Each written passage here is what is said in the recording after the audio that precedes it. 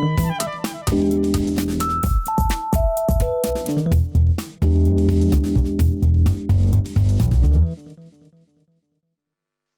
great, we're live.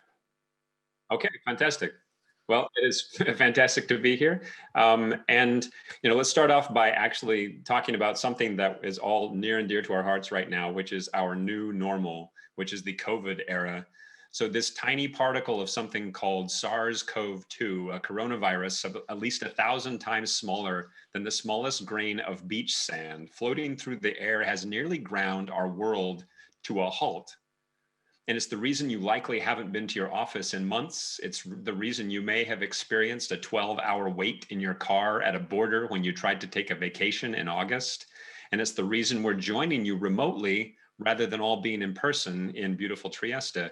And it's also the reason there has been an explosion in innovative research over the past 8 months in the realms of virology, biology, genomics, pharmacology, computing, deep learning, public policy, and communication. Because if you're a scientist or just a science-minded person, there are two enormous questions on your mind right now. One, how do we stop the current COVID-19 pandemic? And two, how do we prepare ourselves to confront future pandemics? So these are exactly the questions addressed by the Exscalate4CoV project. And as you're about to see, E4C is a public-private partnership. It's a collaboration among 18 European Union organizations that fights our current crisis, the SARS-CoV-2 crisis, with advanced computer-aided drug design methods, but it simultaneously constructs a collaborative platform that will enable us to identify drugs for future pandemics. And at the core of the project is something called the Exscalate platform, which is at present the most powerful and cost-efficient intelligent supercomputing platform in the world that has a chemical library of 500 billion molecules and a processing capacity of more than 3 million molecules per second. Truly awesome power and an excellent way to attack a pandemic. And I'm very happy to be moderating this session today because we're lucky enough to hear from Gerardo Tauriello from the Swiss Institute of Bioinformatics and Edgardo Leija from Nanome. They're two key people from the Exscalate4CoV project who are going to tell us about Exscalate4CoV and actually take us on a journey from high performance computing to virtual reality and talk about the methods that we use in E4C to attack this pandemic. And my name is James Beecham, and in fact, I'm a particle physicist at the Large Hadron Collider at CERN, but today I'm here on behalf of Colonia Applied Science, which is one of the Exscalate4CoV partners as well. So Gerardo and Edgardo, welcome. Oh, hello.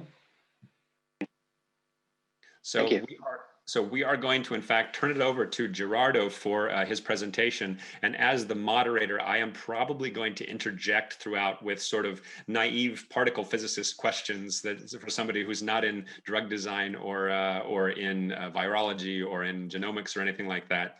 And so I think we'll have a really interesting conversation for the next 45 minutes. So Gerardo, please go ahead. All right, thank you very much, James. So to start things off, I want to introduce you to the journey that the virus itself, the SARS-CoV-2 virus, or as everyone calls it, the coronavirus. So the journey it took from the beginning to where we are now. So it all started with a cluster of pneumonia cases in China in December, and by the end of December, this was alerted to the WHO as, hey, there's something bad going on, and that started the search to identify the pathogen. So it was striking that from that point, it only took less than 2 weeks to identify the pathogen, to sequence the genome of the virus, and to have the genome publicly available for every researcher around the globe to use and to research on. Now, can I jump in even with the first question? So to my ears, that actually sounds kind of fast, right? So, I mean, when you say that, 2 weeks or something, that to me seems like a very quick turnaround for identifying the pathogen and get to the sequencing of a genome. Is that quick? Can you give us a sense as to how fast that is? Right, of course. So one can compare it basically to what happened with the last SARS-CoV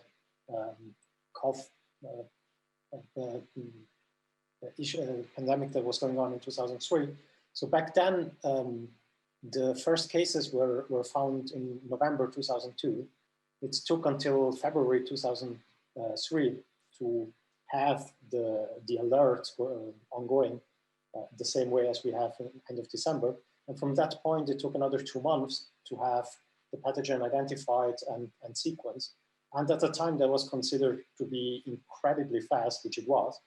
But you can see how technology has moved forwards to be able to do that even faster now. Right, impressive. And so as we moved along, as you all know, by March, this has been declared a pandemic by the WHO. And fast forward to now, as we all know, it's spread throughout the world. So what is it that makes this virus so damaging? So I will simplify it down to 3 main reasons to help shape the rest of the talk also. So on one hand, it spreads very easily, which is why the common way to attack it now has been doing anything we can to slow down the spread. The second problem being our immune system doesn't know it, which means we need to somehow help the immune system, which means we need to develop vaccines. And the third part is we don't have any drugs that can efficiently fight the virus. And so the key question for this talk is, how can we find such drugs and how can we find them quickly?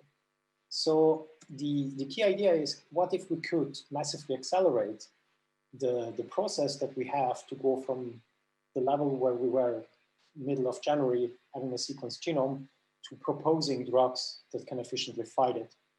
And that's really the key concepts that the Exscalate4CoV project tries to do. And the way we try to do that is with a method called virtual screening. And in virtual screening, the way we do it in Exscalate4CoV, we have 2 phases. In the first one, we have a look at a smaller number of compounds. And small in this case, it's still in the order of 500,000. And all those compounds are basically drugs or food products or natural substances where we can safely say, hey, these are going to be safe to be used, to be administered in humans.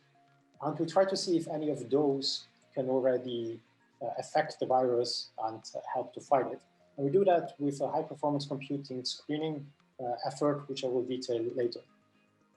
So once you have done that, the hope is that this would identify some compounds that you can validate experimentally. It's very important whenever you predict something in the computer to validate that experimentally.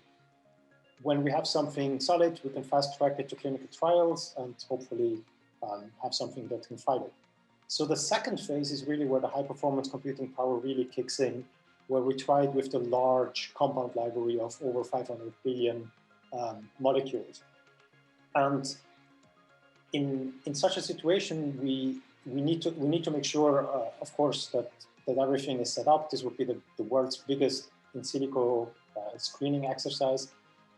We need to have a good idea about the chemical space. We need to have a good idea about the proteins, and we need very powerful supercomputers to be able to do that. And once this runs, the process is fairly similar to the other one. It needs to be experimentally validated. Additionally, now, since these are novel compounds, you need preclinical studies, you need toxicology studies, and so forth until you get to a new treatment.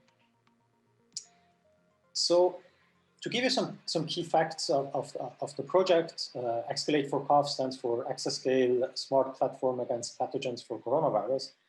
The platform itself exists already. It has been applied, for instance, for the Zika virus in the past. But here we try to push it forward to be able to be much better and to be applied for coronavirus. So we want to find molecules that can target SARS-CoV-2, but as James pointed out, a key part of this project is also to develop the effective tools that can help us counter future pandemics of bugs that we haven't encountered yet. And we do that also, again, by exploiting the supercomputer capabilities, which fortunately we have available also here in Europe.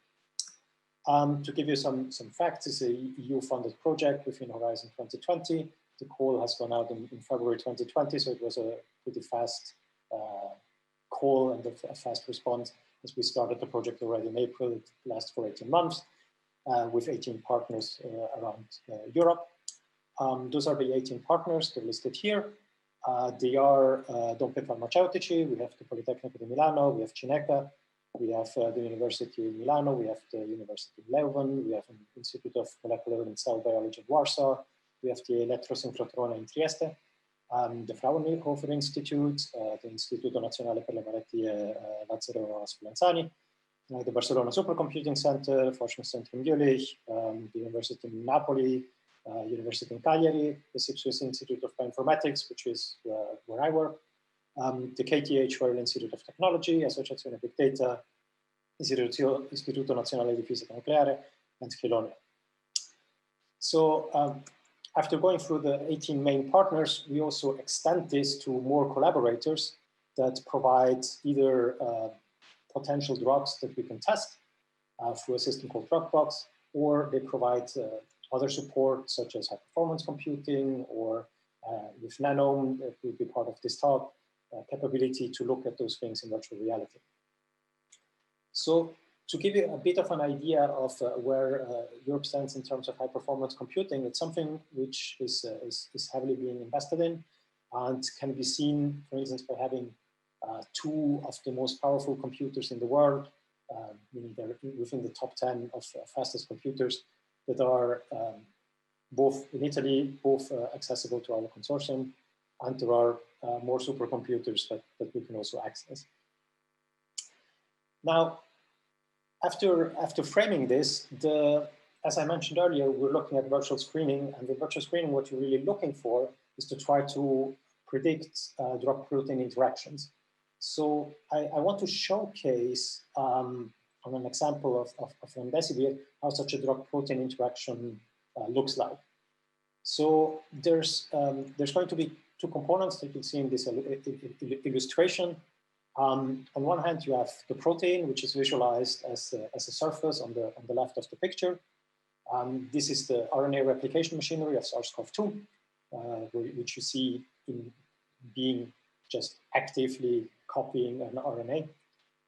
And what you see on the right when you zoom in to the part where we know that Remdesivir is binding, we can see how Remdesivir acts. So we find that Remdesivir finds a spot to bind in a pocket which should be used by the RNA which is being duplicated. And as a result, it blocks the whole system.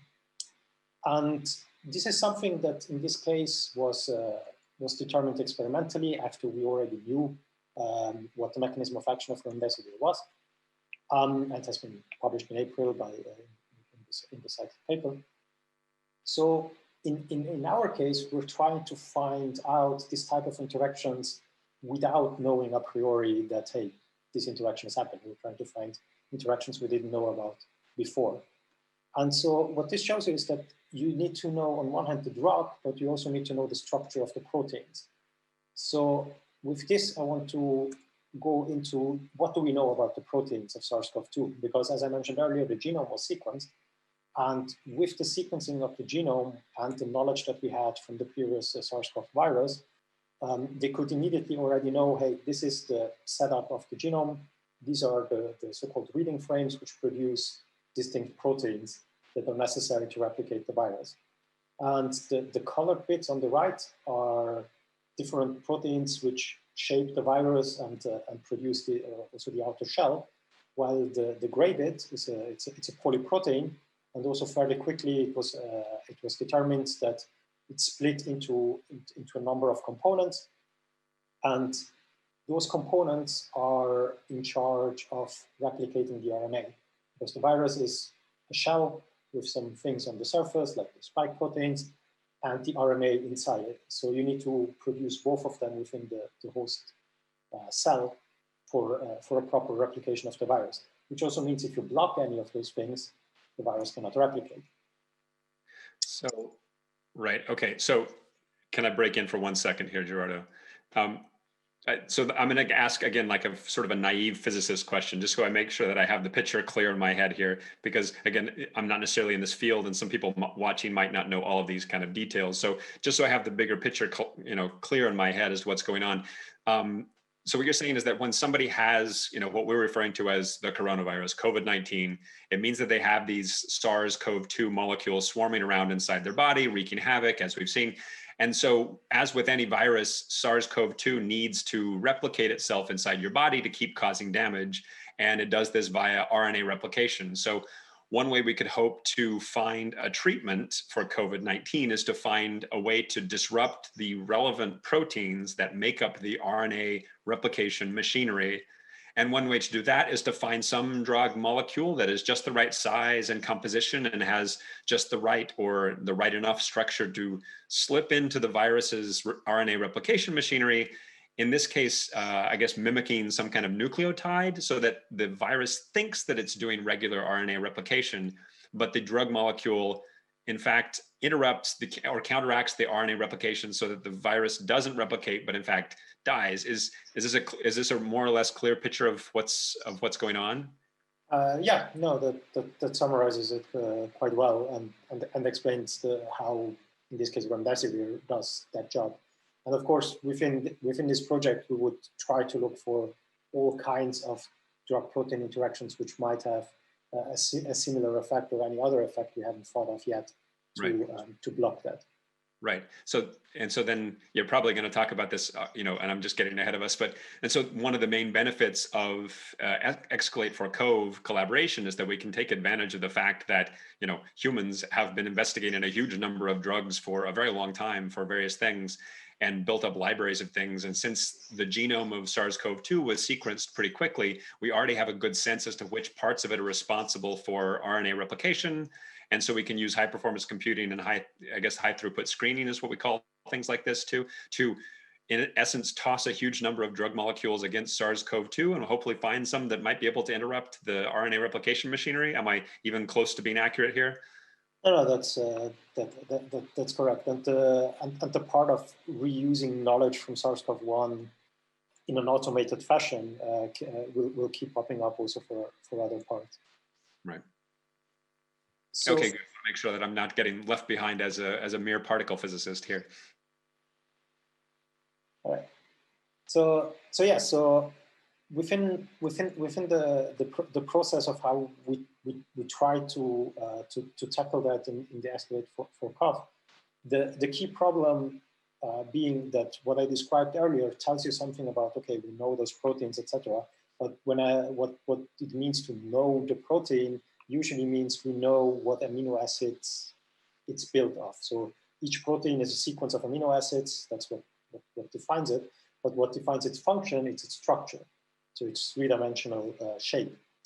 And so there's various steps we need to follow to actually be ready to use the proteins for a virtual screening exercise. So as a starting point, which is my part of the project in a sense, is to generate with homology modeling the structures. Then the structures would be annotated. We would try to find the binding pockets and run through something called molecular dynamics.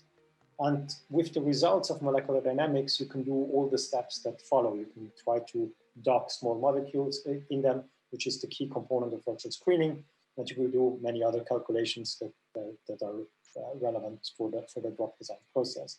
So for the purpose of this talk, I will really focus on the first three of those parts. And starting with homology modeling. So homology modeling is a way to know, to predict what the structure of a protein looks like before any experimentalist has looked at it. And that's of course the case for any novel virus. As soon as the virus comes out, no one has ever seen those proteins, no one has ever experimentally determined their structure. So as a result, when we started this in talking about this in January, there were obviously zero experimental structures available.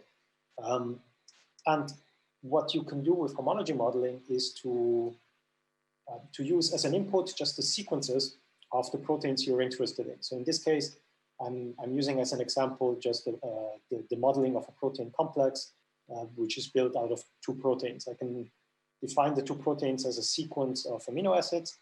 I feed this into an algorithm, and the algorithm can fully automatically or with user interventions predict the three-dimensional structure, which in the field called the model, of the structure of this protein. And once you have this structure, you can really do the work that comes afterwards.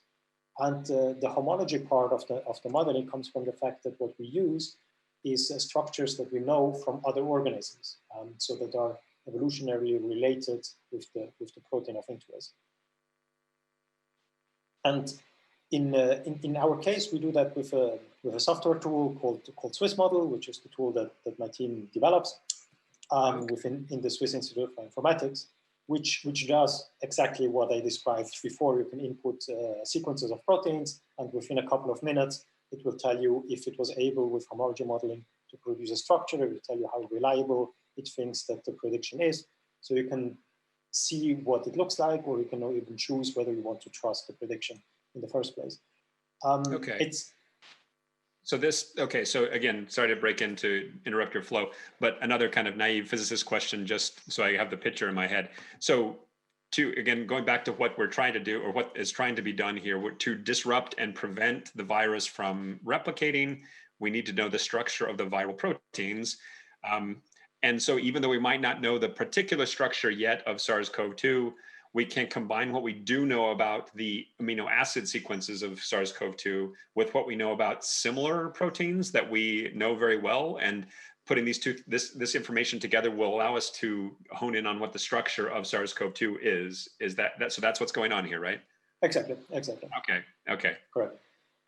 And this is Swiss Model comes in, because Swiss Model does this sort of like, that's what it's made for, do this homology modeling to make it easy. Exactly. Okay, great. And as a result, I mean, the service is probably one of the most popular in the field for this purpose. And as a result, it's also been used heavily in papers coming out in January early on, where all they knew about the virus at the time was the genomic sequence, and they would use our service to provide also some structural information wherever this was possible. So going forward towards the virtual screening study, by the time we had the protocol set up, of course, with time, the situation improves, and structures are experimentally determined with methods like X-ray or electron microscopy. And so what this results is in basically what we call the proteome, or trying to find the druggable proteome, where we try with various techniques, combining experimental structure, combining homology modeling, where this works. We're also using other methods like DeepMind's AlphaFold to determine structures in cases where homology modeling cannot work. And what we come up with is we identify 25 proteins that are used in the virus. We identify among those 12, which we consider druggable targets. We have something like 40 homology models that are used as an input. And this is really has everything ready for the further analysis. And as a further analysis, as a first example of how such a further analysis looks like, we looked at binding sites. So in an already published paper of Gervasoni and others, including my team, we looked to try to understand binding sites of the protein. So that means we look at what we know about the proteins, whether it's structural information or anything else in the literature, to find pockets, so the green stuff you see in the picture, where possibly a drug or some molecule can bind to. So this is what you mean when you say binding site, right? So this is on some kind of molecule that could be a place where something else could bind, I suppose, right? And this is a sort of general thing that happens in drug design in general? Correct, yes, exactly. Okay. And in this case here, having the proteins, we try to predict those binding sites in some automatic way, and in the process also try to see how well this works. And because at the end of the day, you want to know something about potential binding sites, so that helps you with afterwards docking things into these binding sites and see whether they really fit. So at this point, I'd like to, since we talked about protein structures, we talked about binding sites. So really, the best way to explain how this all panned out is to first take a detour and have a look at how do people even look at protein structures in 3 dimensions. And here I hand over to Edgardo, who will tell you about this part. Thank you, Gerardo. Yeah. Can we go to the next slide? Sure. Yeah, so my name is Edgardo. I am the co-founder and chief experience officer at Nano. And I'm really excited to be here, excited to be a member of the League for Exscalate4CoV. And yeah, so here to talk a little bit about, the tools for how virtual reality has enabled, first of all, progressed to the point where it's now very accessible for a lot of people. Technology over time has got smaller and more affordable, and virtual reality is no exception. We see devices now that are that can be completely wireless, and you can join in these virtual settings for collaborative sessions. Can we go to the next slide?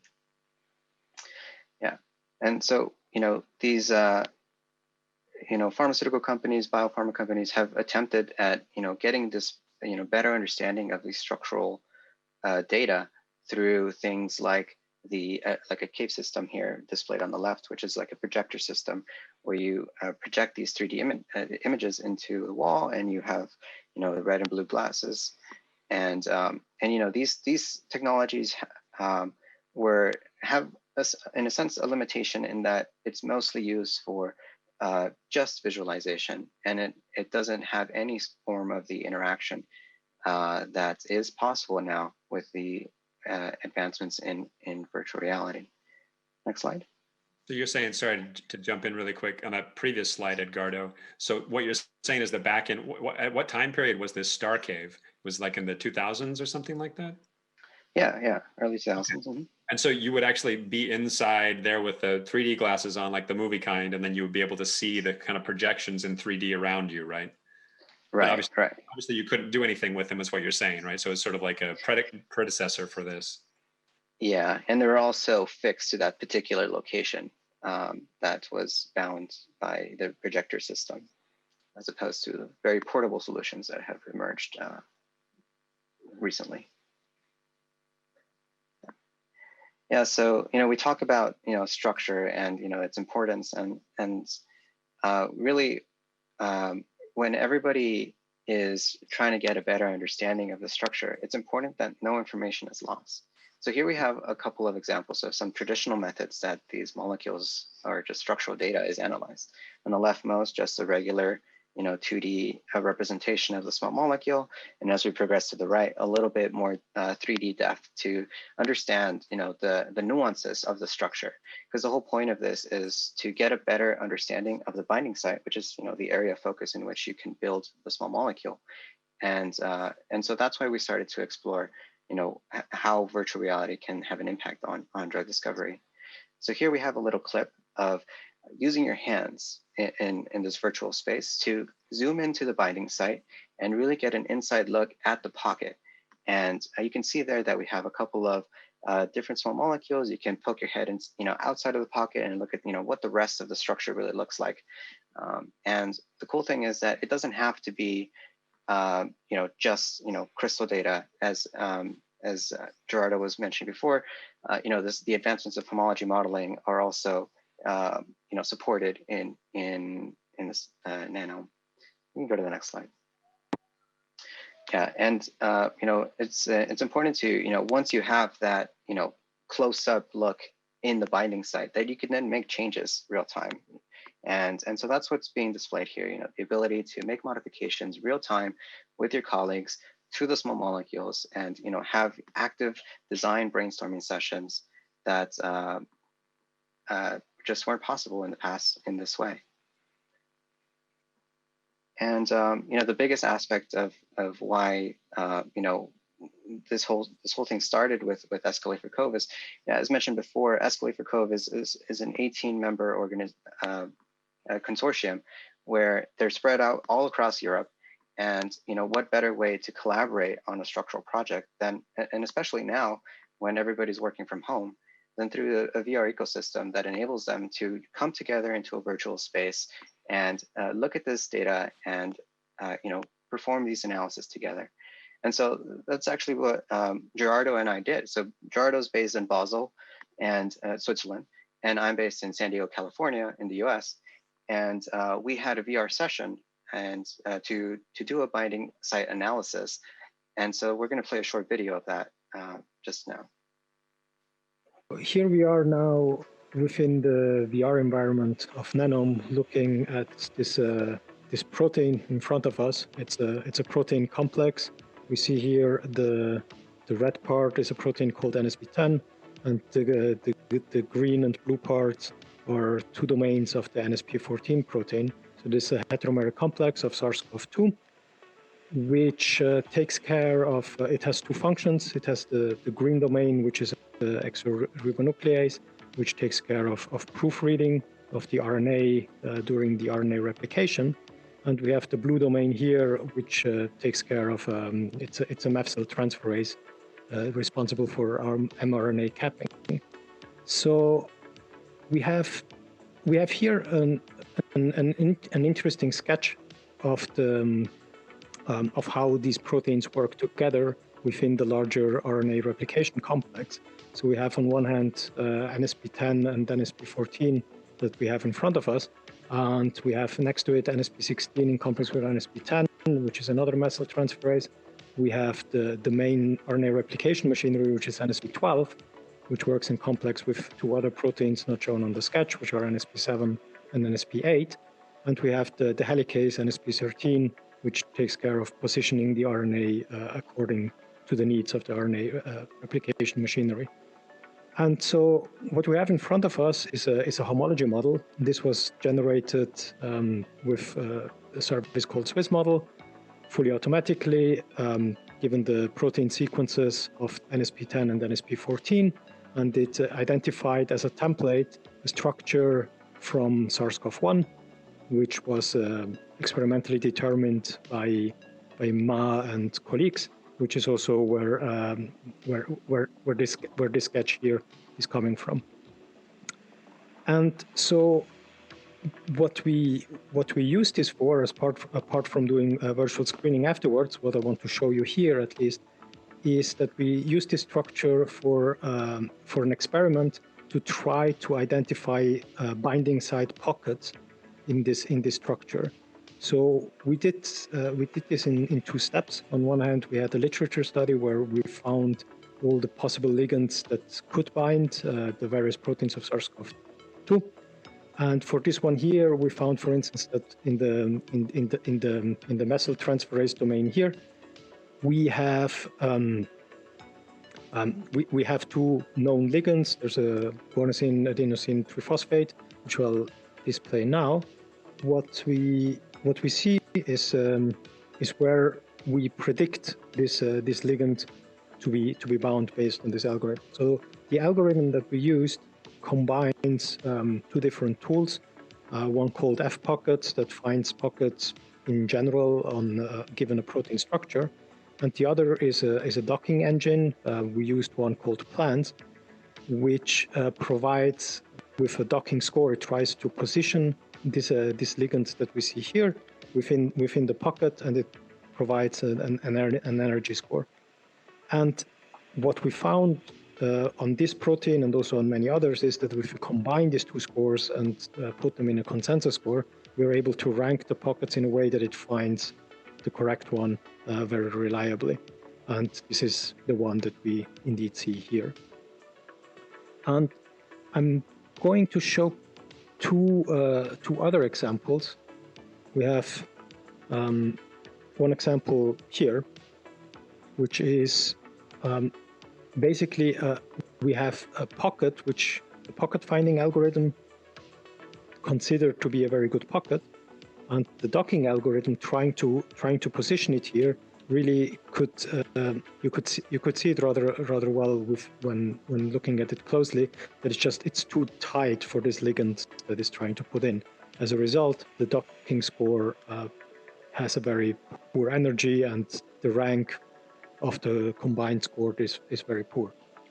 And we have the other case here, where the docking algorithm thinks that this fits quite nicely. It's happy about the energetic properties of this position, but the pocket finding algorithm gave it a fairly poor score. And also in this case, the combined score is really able to say, hey, this is not the right position, because the right position, as we know, should be on this side here.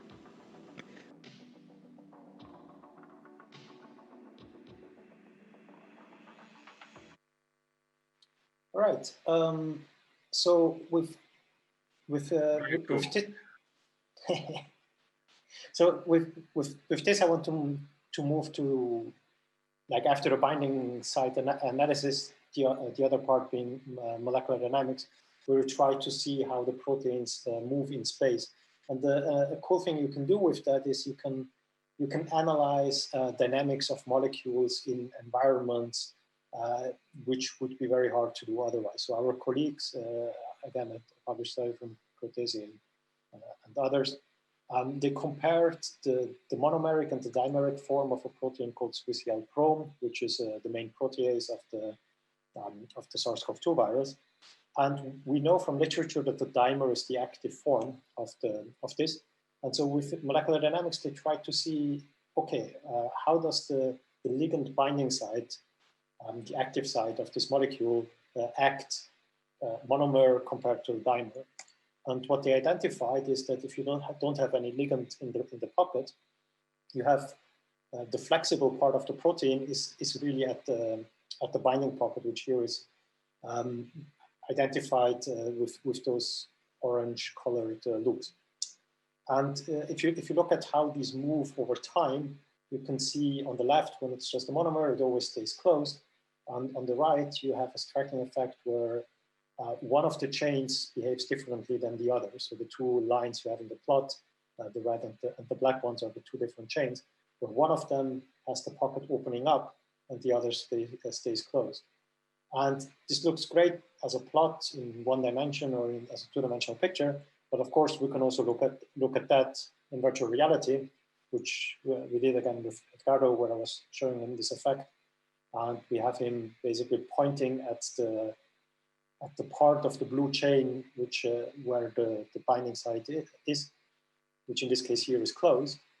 While if you compare that with what you have on the other side in this cyan-colored surface, you can see these blobs basically opening up, if you want, on the surface and giving rise to an entry into the pocket, which is assumed to be the way that the activation of this works and why it's only active as a dimer.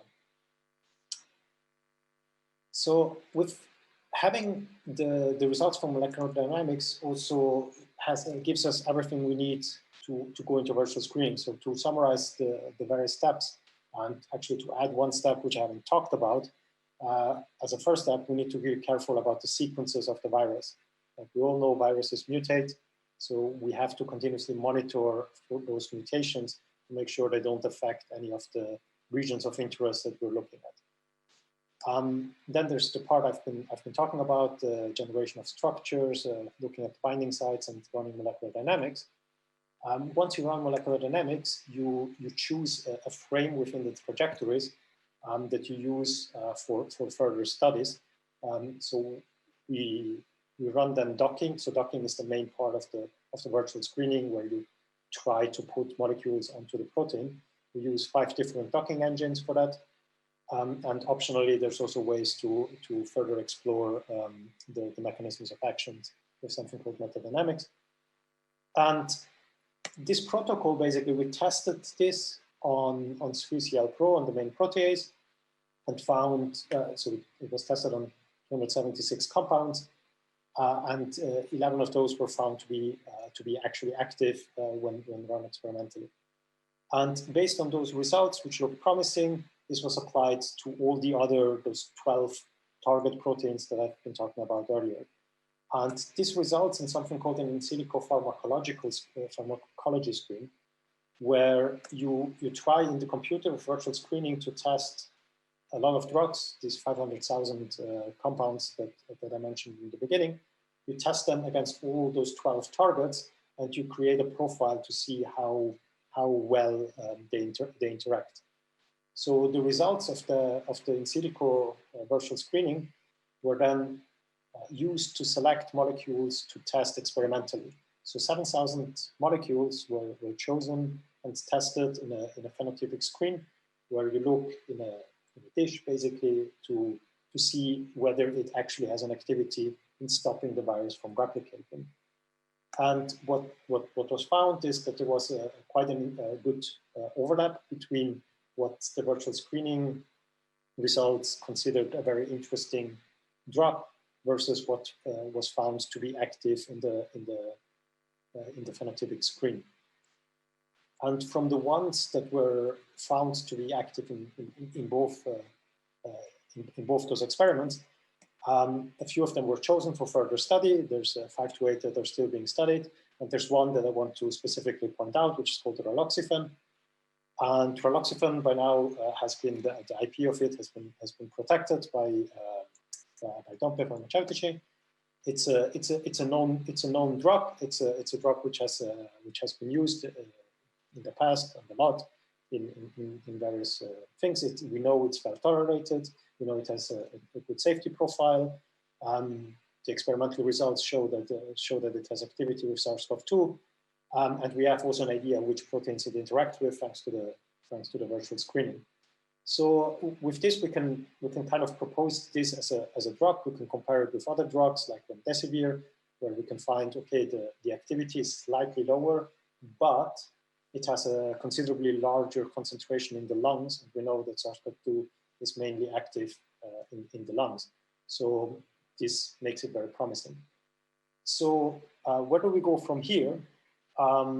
This essentially concludes the small virtual screening effort. I mean, small is still 500,000 compounds one is looking at. Raloxifene is going into clinical trial now end of September. It can skip lots of the steps of the clinical trial because it's a known drug. So it's going to be quite quickly. It can directly be administered to people which have COVID-19. Where we will be continuously monitoring the SARS-CoV-2 mutations. And very importantly, we'll go to the large high-performance computing powered virtual screening effort on over 500 billion compounds. And very importantly, we'll use all the lessons learned here and we'll start looking for, okay, how can these tools be used also in other pathogens so that we can be prepared for whatever comes next.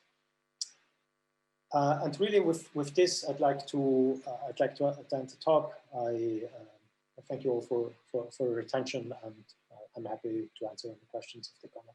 Well, thanks very much for that fantastic talk, both to you both, Gerardo and Edgardo. And we have a few minutes before we have to end, probably about 2.5 minutes. I had, in fact, a couple of questions. I mean, it's a really fantastic project, I think, and it really kind of highlights sort of the best of, harnessing the best technology that we have from a lot of different directions to really come together to try to attack such a big problem that affects all of us. And so one question that came to mind is that, as we've been talking about here, the immediate goal of Exscalate4CoV is to address COVID-19, the current pandemic. But of course, one of the longer term goals is to establish a sustainable example for a rapid scientific response to any future pandemic scenario. But of course, we can't actually know what any future pandemic scenario is going to be, right? So, to your mind, what are some potential barriers to this? Are there, currently any missing pieces that we're thinking of that we could add? How confident can we be that our experience with COVID-19 will be similar enough and portable to new pandemic scenarios? I mean, I'm not sure we can be so confident. And is it possible to, for example, simulate potentially extreme, mutations or versions of viruses and run them through the existing Exscalate4CoV machinery? Really, just sort of, these are the questions that come to mind when I think about establishing a platform for the future. No, yeah, certainly. So, I mean, it's definitely something we're looking at and trying to identify the pathogens that are considered as being, something could happen here. And within those pathogens, one can look for strains which are not studied yet or barely studied. And one can see, okay, if we had this now, given that we don't know much about it from a structural point of view, what bottleneck, like what barriers do we find when we try to do that? And we had the experience now with COVID-19, with SARS-CoV-2 virus, that a couple of things just slow you down because you have to figure them out first. Yeah. And with the lessons that we learned here and the lessons that we're going to learn in the next 12 months, as we're planning to do with other pathogens, we try to come up with kind of a toolbox that can help us be prepared to address any barrier that we might find. Right. And that, of course, is the way that it goes in any kind of exploratory science, is that you learn more from doing something, than you could even possibly really have imagined. And so you adapt to what's coming, and that really informs the way that you can go forward. We do it in particle physics, obviously do it in pharmacology and in drug design and lots of other places. And I think with that, we're out of time. So I want to thank again, Gerardo and Edgardo. Thank you both for a fantastic presentation. I look forward to watching as the Exscalate4CoV project develops and what comes out of it. It's a very exciting time. It's also, it's challenging, daunting, but also exciting that we can marshal so many amazing forces to address something like this. Thanks again.